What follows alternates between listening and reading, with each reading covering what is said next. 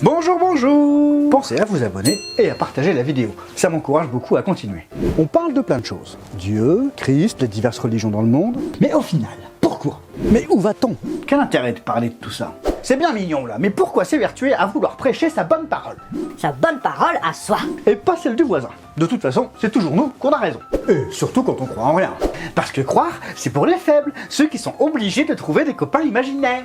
Certains croient, d'autres non, et je vous propose aujourd'hui de voir les différents types d'athées. Ceux qui refusent de croire en Dieu, qui rejettent l'idée même de l'existence d'un ou plusieurs êtres supérieurs. Mais, t'avais pas dit que personne ne pouvait se dire athée? Ah ah!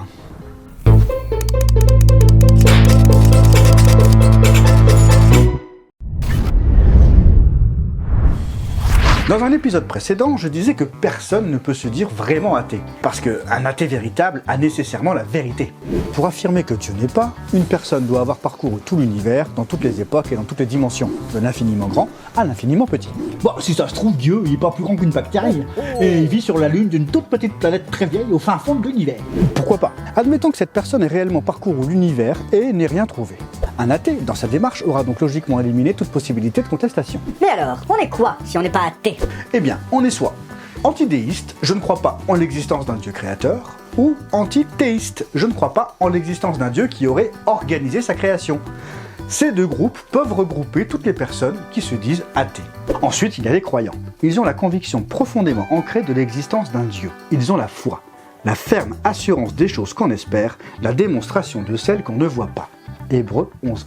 Les croyants sont assurés de la présence de Dieu et entrent en relation avec lui de différentes manières, par la louange, l'adoration, la prière, l'intercession, la méditation, et voient se concrétiser dans leur vie les promesses qu'ils ont foi d'avoir reçues. Un peu comme ton anniversaire, tu sais qu'il va avoir lieu et que tu vas recevoir des cadeaux. Tu ne sais pas ce que ce sera, mais tu sais qu'à un moment donné, tu vas recevoir des cadeaux. Tu en as la conviction. Et ça, qu'on soit athée ou croyant, on peut avoir la foi de recevoir quelque chose à son anniversaire. Bien sûr, c'est un exemple. Si vous n'aimez pas votre anniversaire, prenez autre chose. Arriver à destination après avoir pris le train. Recevoir l'objet que vous avez commandé sur internet. Ou discuter avec une personne que vous appelez au téléphone. Si vous n'êtes pas croyant et que vous ne vous posez pas de questions quant à l'existence d'un être supérieur, oh, pas besoin d'un copain imaginaire. Je m'en sors très bien tout seul. Dites-moi en commentaire quel type d'athée vous êtes. Oui, puisqu'il y a plusieurs sortes de croyants, il y a aussi plusieurs sortes d'athées. Alors, certains se disent croyants non pratiquants. Mais y a-t-il des athées non pratiquants? Croyant non pratiquant, ça veut pas dire grand-chose. Soit tu crois en Dieu, tu places ta confiance en lui et tu fais ce qu'il te conseille de faire, soit tu crois pas. Je suis chirurgien non pratiquant. Je fabrique des brioches. Et moi, je suis végétarien non pratiquant. Un bon steak, ça fait du bien de temps en temps quand même.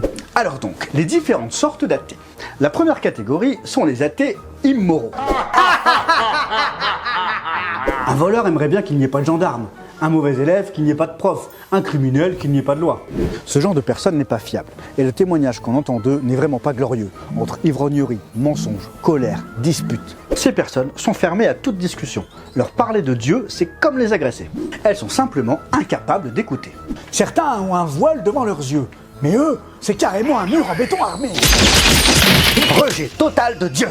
Insultes envers les croyants et envers les non-croyants, violence verbale, physique, psychologique, comportements immoraux. Tout tourne autour de leur personne. Ils ne sont pas athées parce qu'ils ont de bonnes raisons de l'être, ils sont athées parce qu'ils sont obligés de l'être. Ils se sentent agressés dès qu'on leur parle de Dieu d'une manière ou d'une autre, que ce soit par la Bible ou par toute image qui véhicule l'image de Christ. Le deuxième groupe d'athées sont les athées émotionnels. Ce type de personne est convaincu d'une chose, Dieu n'existe pas.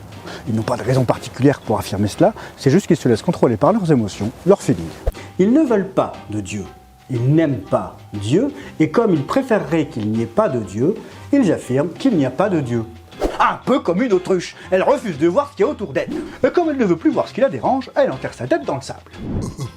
Mais toi, si t'es convaincu que Dieu n'existe pas, alors pourquoi est-ce que moi je parle de lui? En fait, je n'ai pas à répondre puisque tu connais toi-même la réponse. Qu'est-ce que ça veut dire? Que tu aimerais qu'il n'y ait pas de Dieu. J'ai pas besoin d'en dire plus, la réponse, tu la connais. Le troisième groupe sont les athées verbaux. Ces personnes ne s'appuient pas sur la raison pour argumenter. Ça, c'est le groupe d'après. Les athées verbaux affirment juste que Dieu n'est pas. Ils n'avancent aucun argument et n'ont pas d'émotion particulière dans leur discours. C'est juste que pour eux, il n'y a pas de Dieu. Tu pourrais leur donner 10 bonnes raisons de l'existence de Dieu. Ils trouveraient 11 réponses à te donner. Tu pourrais leur donner 100 bonnes raisons de croire en Dieu. Ils trouveraient 101 réponses à te donner. Tu pourrais leur donner 1000 bonnes raisons de suivre sa parole.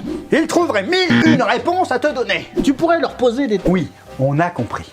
Et toutes ces raisons sont pleines de préjugés, de choses vues sur internet, picorées à droite à gauche, sans réflexion ni recherche. Facebook c'est rempli d'experts, hein. Ils ont forcément raison. Pas de recherche, aucune réflexion. Je reçois, je prends, sans chercher à comprendre. Mais il existe un dernier groupe d'athées avec lequel j'aime beaucoup discuter. Et le quatrième groupe, les athées intellectuels. Eux, ils cherchent à comprendre, à raisonner, à analyser. Et ils posent des questions. Ils cherchent à savoir, à comprendre ce qui s'est passé pour moi ce fameux 18 novembre. Ce qui est dommage, c'est que de véritables athées prêts à réfléchir et à discuter sont peu nombreux. La Bible ne traite pas de l'existence de Dieu. Elle parle de l'Esprit Saint, de Jésus-Christ, du Père, des anges, des démons. Mais la question de Dieu n'est pas essentielle. Mais comment rencontrer Dieu? Comment en avoir le cœur net? Croire ou vouloir croire n'est pas suffisant. Il faut être prêt à le rencontrer. Le prophète Amos disait dans son livre au chapitre 4 verset 12 « Prépare-toi à rencontrer ton Dieu ». J'étais un de ces athées ouverts et curieux. Je me préparais à le rencontrer parce qu'en fait, c'est ce que je voulais vraiment au fond de moi, sans vraiment oser me l'avouer. Je voulais avoir la conviction de son existence ou de sa non-existence, jusqu'à ce jour où il m'a, entre guillemets, foudroyé. Et là, mes yeux spirituels se sont ouverts. C'était ce fameux 18 novembre, ce 18-11. Je peux tout à fait comprendre que vous soyez sceptique, je l'ai été pendant 40 ans. Et si vous voulez en avoir le cœur net, il faut lui demander. Père, Jésus-Christ, Saint-Esprit, j'ai envie de croire, mais j'ai aussi besoin d'une assurance. Dieu, révèle-toi à moi de la meilleure manière possible. Il te connaît par cœur, il saura comment faire. Es-tu réellement prêt ou prête dans ton cœur à le rencontrer ?